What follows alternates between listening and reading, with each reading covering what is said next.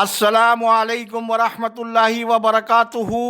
میں ہوں سراج الدین امجدی۔ آج کی خصوصی رپورٹ کے مطابق Sindh high court Sukkur branch میں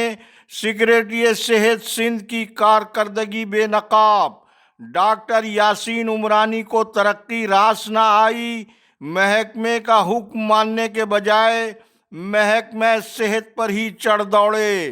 محکمہ صحت سندھ غریب مریضوں کے علاج معالجے کی ذمہ داری ادا کرنے کے بجائے اسٹاک ایکسچینج بن گیا۔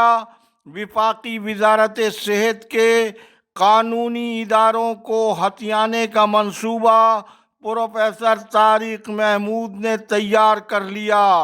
محکمہ صحت سندھ لاقانونیت، کرپشن کے گرداب میں مقتدر قوتوں نے نوٹس نہ لیا تو محکمہ صحت سندھ کا انتظامی ڈھانچہ تباہ ہو سکتا ہے۔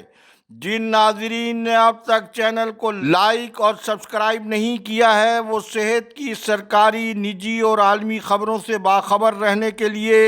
چینل کو سبسکرائب اور لائک ضرور فرما لیں، اور جن دوستوں نے چینل کو سبسکرائب کر لیا ان کا تہ دل سے شکریہ۔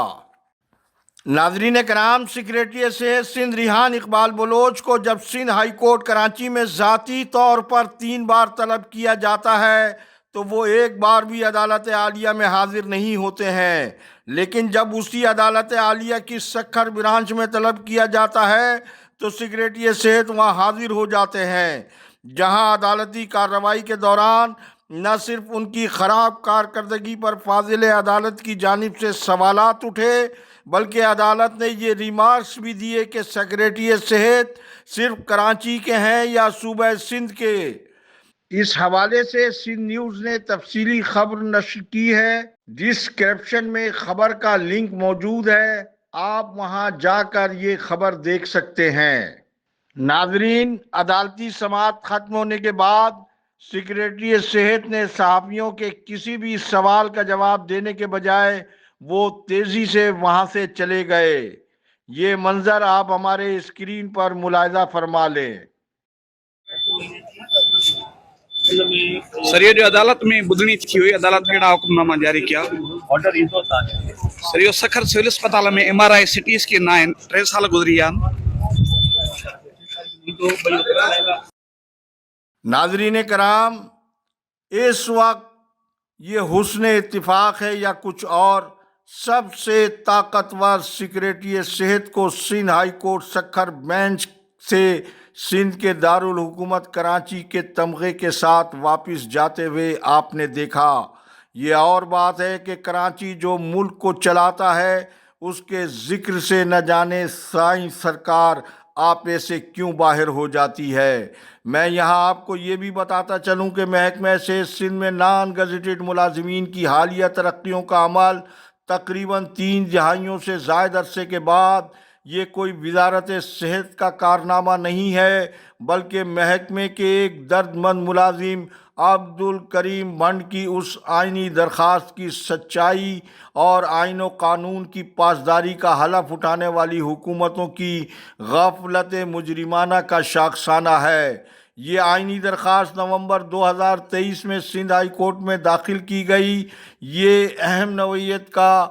کیس جس کی سماعت جسٹس محمد کریم خان آغا کی سربراہی میں 2 رکنی بینچ میں جاری ہے۔ مذکورہ فاضل عدالت نے ستمبر 2024 میں 45 روز میں ترقیوں کا عمل مکمل کرنے کی محکمہ صحت سندھ کو ہدایت دی، جس پر محکمہ صحت سندھ نے عدالتی ہدایت پر عمل کرنے کے بجائے سندھ سروسز اسپتال کراچی کے مشکوک متنازع ملازم وہاب اللہ یوسفانی اور میرپور خاص سول اسپتال میں شیر محمد چانیوں جو ملیریا کنٹرول پروگرام کے ملازم ہیں ان کو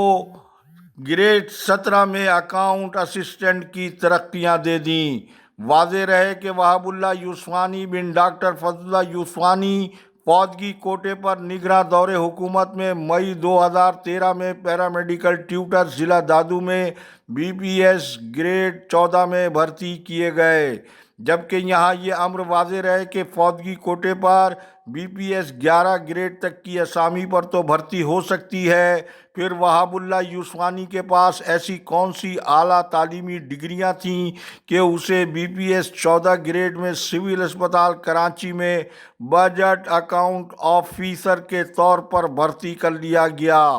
جس کے لیے BCom کی اہلیت بنیادی شرط ہے، اور BPS 14 کی اسامی کے لیے کمیشن کا امتحان بھی پاس کرنا ضروری ہے۔ اسی طرح سے میرپور خاص سول اسپتال میں شیر محمد چانیوں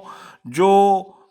2012 میں BPS 11 میں ملیریا کنٹرول پروگرام میں بھرتی ہوئے، اسے بھی وہاب اللہ یوسفانی کے ساتھ 2 علیحدہ نوٹیفیکیشن کے ساتھ محکمہ صحت کا بجٹ اکاؤنٹ آفیسر ستمبر 2024 میں عدالت میں کیس زیر سماعت ہونے کے باوجود ان کی ترقیوں کے رولز موجود نہ ہونے کے باعث ان 2 خلاف قانون ملازمین کو کس قانون کے تحت ترقی دی گئی؟